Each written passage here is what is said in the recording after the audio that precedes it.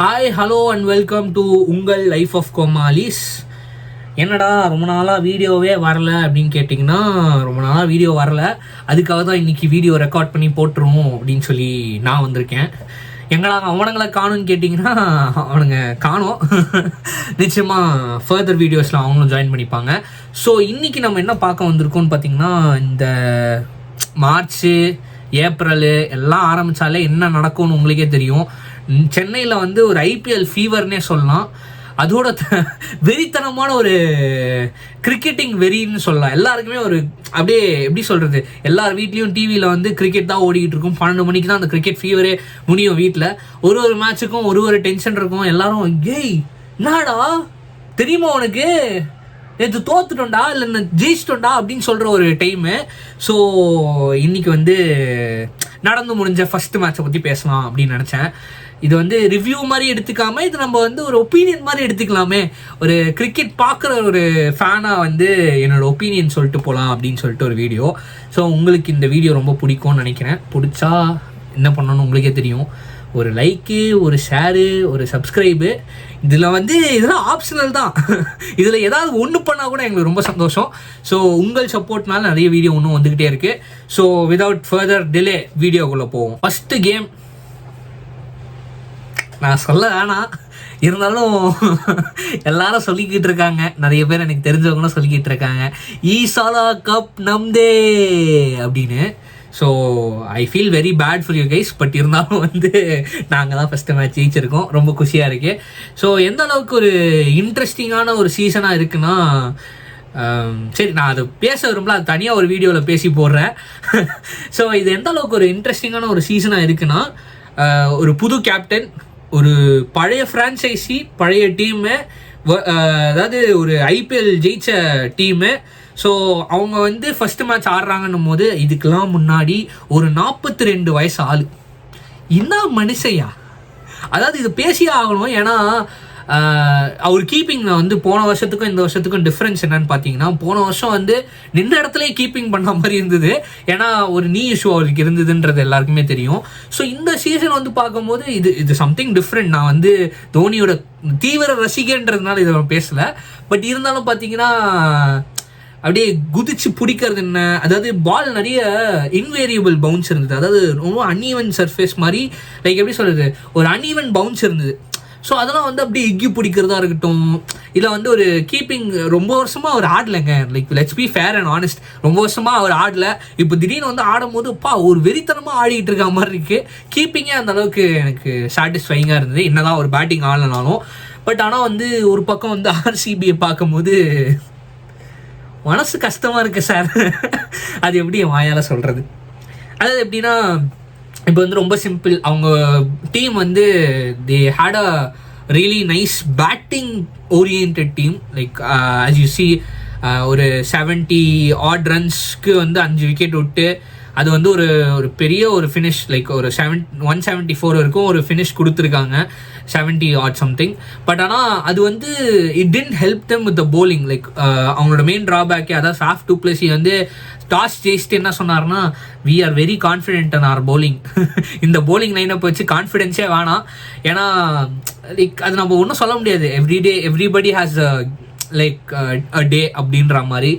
So ஆர்சிபியோட polling attack சத்தியமாக சொல்கிறேன், ஒரு பேட்டிங் பெர்ஸ்பெக்டிவ்லேருந்து ஆடின ஒரு எஃபர்ட்டு கூட அவங்க போலிங்கில் இல்லை. ஸோ அவங்க போலிங்கில் பற்றி பேசுறதுக்கு வார்த்தைகள் இல்லை, சிம்பிளி வேஸ்ட். ஸோ அதே மாதிரி இங்கே சென்னையோட சைடு எடுத்து பார்த்தீங்கன்னா, I tend feel a big difference.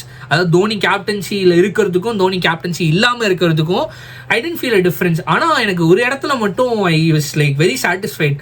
என்னன்னு பார்த்தீங்கன்னா, டாஸ் முடிச்சுட்டு ருத்ராஜ் பேசின விதம் தான் எனக்கு வந்து நல்லா இருக்கே, இது ரொம்ப நல்லா இருக்கே அந்த மாதிரி ஒரு உணர்வு கொடுத்துச்சு.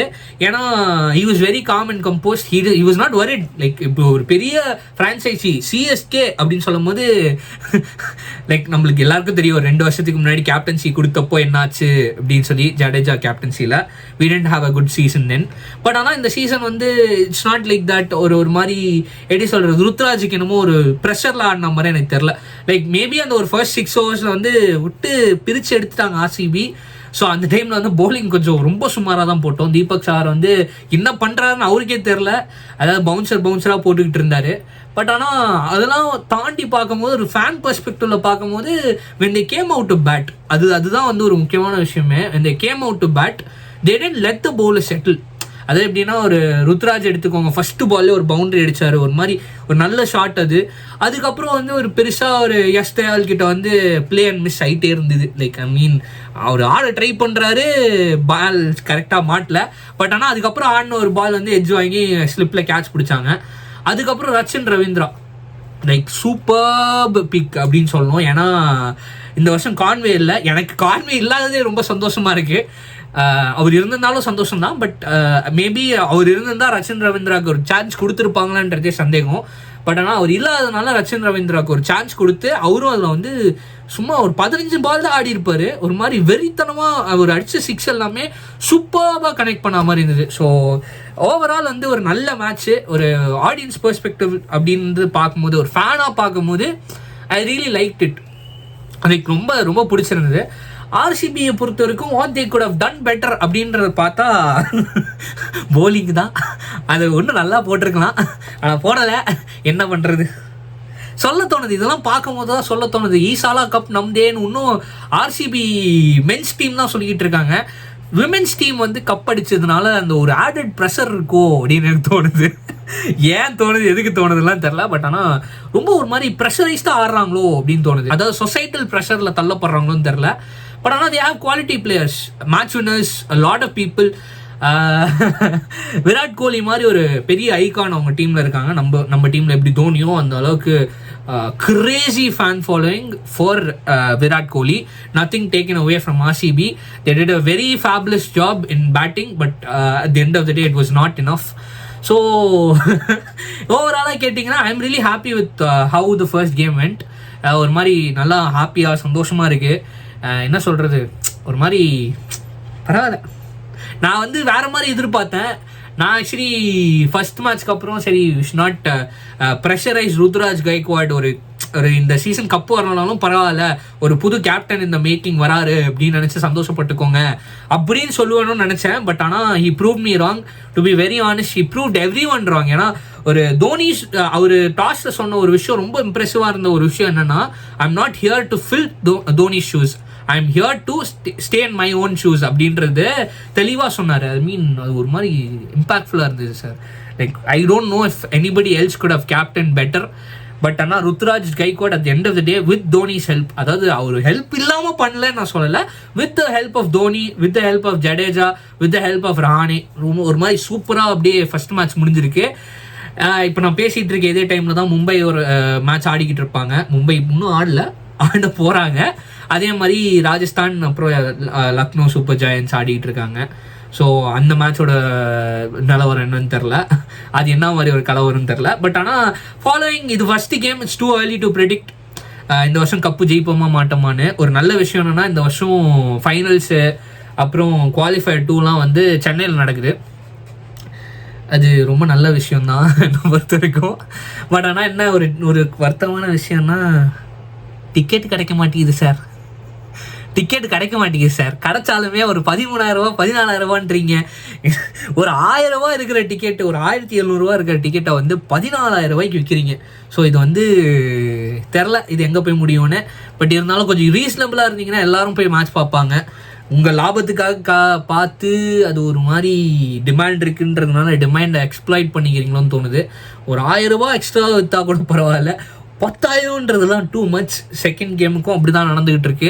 எல்லா கேமுக்கும் சென்னையில் நடக்க போகிற கேம்ஸ் எல்லாத்துக்குமே இப்படி தான் நடக்க போகுது. So be aware of scams. நிறைய பேர் வந்து டிக்கெட்டுக்கு காசு கொடுத்துட்டு டிக்கெட்டை வந்து நேரில் தரேன் அப்படின்னு சொல்லிட்டு அப்புறம் தராமல் போகிறாங்க. ஸோ அதெல்லாம் ரொம்ப சேஃபாக அவேராக இருந்துக்கோங்க. யாராவது உங்களுக்கு டிக்கெட் தரேன், நீ ஃபஸ்ட்டு காசு அனுப்பு, அப்புறம் நான் டிக்கெட் தரேன், நேரில் வந்து கொடுக்குறேன் அப்படின்னா நம்பி ஏமாந்துடாதீங்க. உங்களுக்கு இந்த வீடியோ பிடிச்சிருந்ததுன்னா, மேலும் இந்த மாதிரி கிரிக்கெட்டிங் வீடியோஸ் பார்க்கணுன்னு நினச்சிங்கன்னா நீங்கள் பண்ண வேண்டியது ஒன்று தான், மறக்காமல் லைக், ஷேர், சப்ஸ்கிரைப் பண்ணிடுங்க.